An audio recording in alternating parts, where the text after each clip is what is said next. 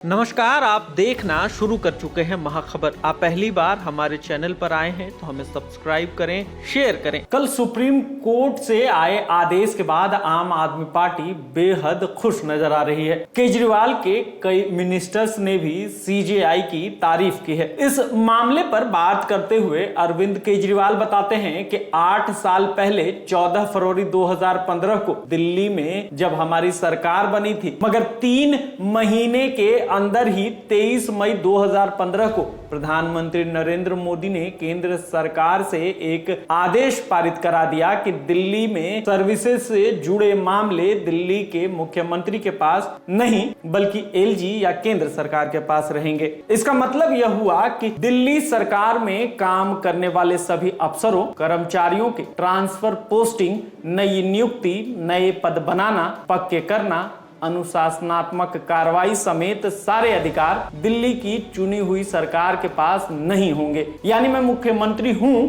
लेकिन मेरे सामने अगर कोई कर्मचारी रिश्वत ले रहा है तो मैं सस्पेंड या ट्रांसफर नहीं कर सकता। हम लोग पिछले 8 सालों से संघर्ष कर रहे थे। इस दौरान केंद्र सरकार के इस आदेश का इस्तेमाल कर दिल्ली के कामों को जानबूझकर रोका गया। जानबूझकर ऐसे फाइनेंस सेक्रेटरी बिठाया गया जो हर चीज के अंदर अड़ंगा लगाए। एक तरफ तो मेरे दोनों हाथ पीछे बांध दिए गए और मुझे नदी में फेंक दिया गया और कहा गया कि अब तैरो। लेकिन ऊपर वाले का शुक्र है कि इतनी सारी कठिनाइयों के बावजूद हम लोगों ने पिछले 8 सालों में दिल्ली में बेहद शानदार काम किया है। यह पहली बार नहीं था जब अधिकारों को लेकर दिल्ली सरकार और एलजी के बीच ठनी हो। पहले भी यह हो चुका है। दिल्ली के मुख्यमंत्री ने एससी में फैसले के बाद खुशी जताते हुए कहा कि मुझे हाथ पांव बांधकर नदी में फेंक दिया गया।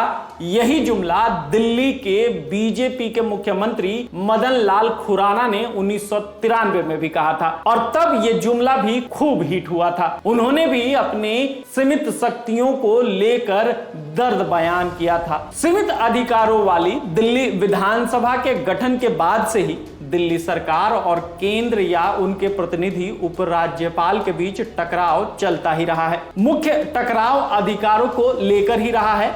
उनका मूल कारण यह था कि केंद्र शासित क्षेत्र दिल्ली को विधानसभा का दर्जा तो दे दिया गया, लेकिन उनके अधिकार बेहद सीमित रखे गए। इसकी वजह से बीजेपी, कांग्रेस और इसके बाद आम आदमी पार्टी की दिल्ली सरकारों को अपने अधिकारों के लिए आवाज उठानी पड़ी। हालांकि वैसा टकराव पहले कभी नहीं हुआ जैसा हाल के वर्षों में देखने को मिला। आपको बताते चले कि जब दिल्ली में मदन लाल खुराना को इस्तीफा देना पड़ा और साहब सिंह वर्मा को मुख्यमंत्री बनाया गया तो अनधिकृत कॉलोनियों के लिए भी वह खुद अदालत पहुंच गए थे। उनका कहना था कि चुने हुए प्रतिनिधि मैं हूं, लेकिन अनधिकृत कॉलोनियों में रहने वाले लोगों के घर की छत का फैसला यहां के अधिकारी कर रहे हैं और मैं लाचार हूं। वहीं जब सुषमा स्वराज 1998 में दिल्ली की गद्दी पर बैठी, सुषमा स्वराज को यह गद्दी साहब सिंह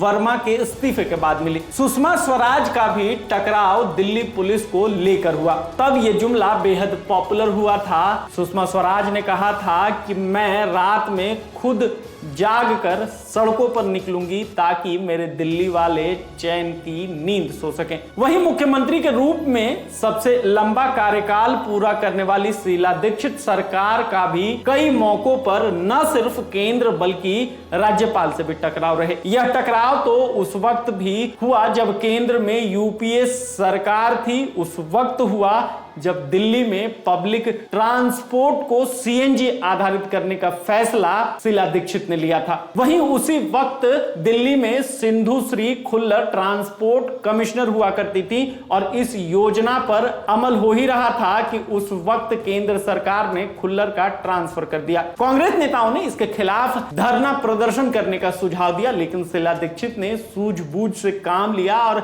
अपने नेताओं को सलाह दी कि ट्रांसपोर्ट कमिश्नर से मिलकर उनसे बातचीत कर अच्छे तालमेल बनाकर काम कर लें। उसके बाद जब देश में कॉमनवेल्थ गेम हो रहे थे, उस वक्त भी तनाव और खींचतान सतह पर आ गई थी। शीला दीक्षित और तत्कालीन उपराज्यपाल तेजेंद्र खन्ना के बीच कई मतभेद सार्वजनिक मंच पर आ गए थे। हालांकि अब एससी के दखल के बाद दिल्ली में कई चीजें बदल जाएंगी। हालांकि एससी के इस आदेश के आने के बाद ही सरकार एक्टिव मोड पर नजर आ रही है। कल तिहाड़ जेल में बानगी के तौर पर तबादले हुए करीब 99 तबादले किए गए और जल्दी ही एक बदलाव नजर आएगा। केजरीवाल समेत कई मंत्रियों ने भी तबादले की इच्छा जताई है।